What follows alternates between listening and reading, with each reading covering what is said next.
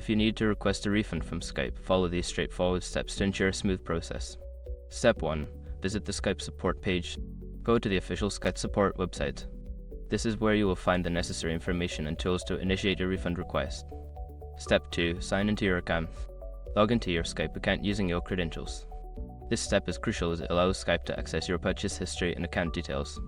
Step 3. Locate your purchase history. Once logged in, navigate to your purchase history.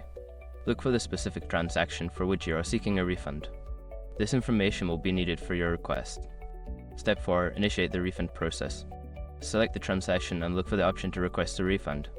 Follow the prompts provided on the screen to fill out the necessary information regarding your refund request. Step 5. Submit your request.